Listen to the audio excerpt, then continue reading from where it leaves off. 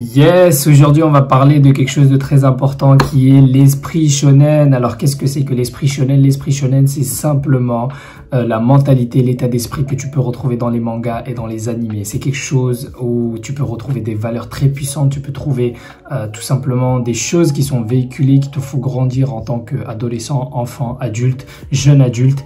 Et c'est quelque chose que moi, forcément, ils m'ont fait grandir en tant que personne, parce que quand tu es un gamin et que tu vois des valeurs comme le courage, comme la poursuite de ses rêves, comme le fait de toujours aller droit au but, aller vers ses objectifs, toujours passer à l'action, etc.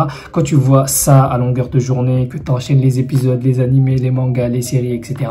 et que tu vois ce genre de choses, bah forcément, ça commence à rentrer dans ta personnalité.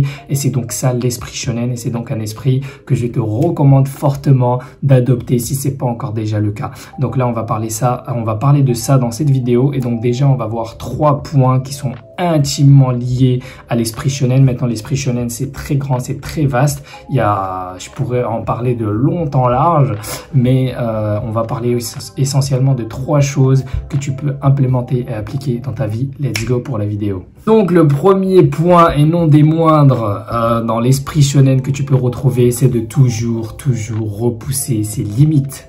Ok, aujourd'hui, la difficulté fait partie de la vie. Aujourd'hui, peu importe les choses que tu vas faire, admettons, juste t'as envie d'aller à la salle. Bon, je suis peut-être pas le meilleur exemple pour ça, mais c'est juste à titre, c'est juste pour te donner un exemple. Admettons, tu as envie d'aller à la salle, tu as envie de pousser de la fonte, tu as envie d'avoir des muscles, et ben tu vas avoir des difficultés dès le départ, parce que tu vas prendre la machine tu vas prendre par exemple des poids, tu vas commencer à soulever, à partir de plusieurs répétitions, donc 2-3 répétitions, tu vas commencer à fatiguer. Une fois que tu vas commencer à fatiguer, petit à petit, tu vas commencer à avoir beaucoup plus de difficultés à soulever chaque poids.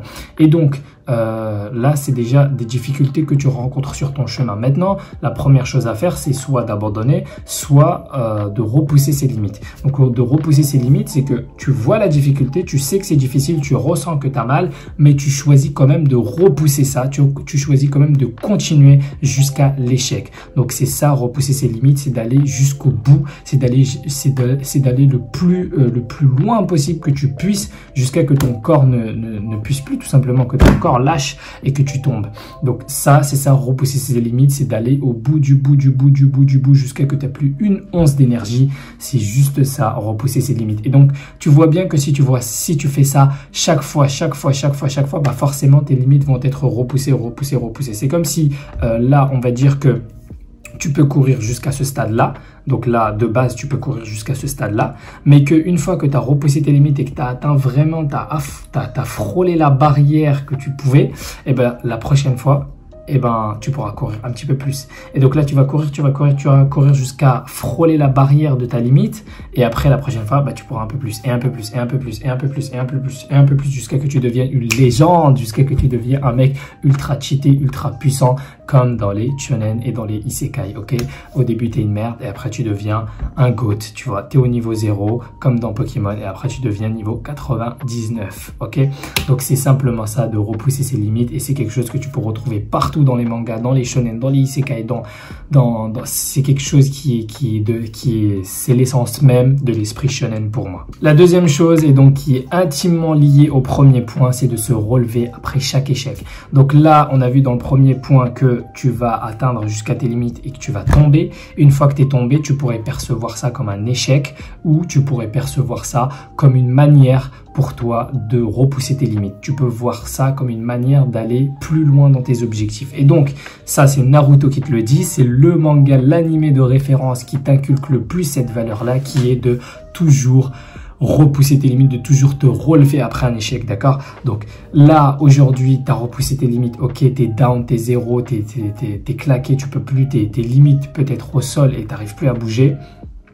Mais après, il s'agit de se relever après cet échec-là et d'aller confronter une deuxième fois le repoussement de ces limites-là, peut-être un jour plus tard, 2 jours plus tard, ou dès que tu le peux, de tout simplement de te relever de cet échec-là et d'aller affronter le boss final, d'aller affronter le boss qui se trouve devant toi et de le vaincre tout simplement. C'est ça, se relever après un échec. Comme Naruto, il va affronter des personnages puissants, il va affronter Sasuke au début, après il va affronter Rock Lee, après il va affronter Neji, après il va affronter Gaara, et à chaque fois il va se retrouver en en sang, il va se retrouver par terre, il va perdre ses combats, mais il va continuer jusqu'à que petit à petit il va les battre, il va devenir un ninja puissant, il va développer des techniques puissantes et après il va devenir le Hokage, alors qu'au début il n'arrivait même pas à lancer de simples shurikens, il n'arrivait tout simplement pas à faire la technique du multiclonage, il n'arrivait à faire aucune technique, c'était une grosse merde, mais aujourd'hui c'est le plus grand des Hokage.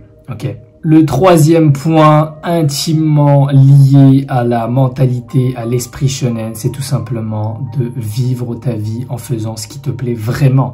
Fais ce qui te touche au fond de toi, fais ce qui est important pour toi. Voilà, c'est ça qui est très important, c'est de faire ce qui est important pour toi, pas pour moi, pas pour ton père, pas pour ta mère, pas pour tes frères et sœurs, mais pour toi. Faire ce qui te touche le plus. Si aujourd'hui tu as envie d'aider, je sais pas moi, si aujourd'hui une cause qui est importante pour toi, c'est d'aider les gens qui sont plus faibles que toi, bah vas-y à fond. Si aujourd'hui, toi, tu as envie de développer et de participer à la justice en ce monde, bah fais-le. Tu peux devenir avocat, pas forcément avocat, il y a énormément de manières d'aider les gens. Si demain, toi, ton objectif, c'est de devenir le plus grand footballeur, le plus grand basketteur, le plus grand boxeur professionnel, bah fais-le, d'accord? Et je t'invite à regarder Hajime no Ippo au passage, si tu as envie de devenir le plus grand des boxeurs, parce que je suis sûr que ça va t'apporter plein de choses.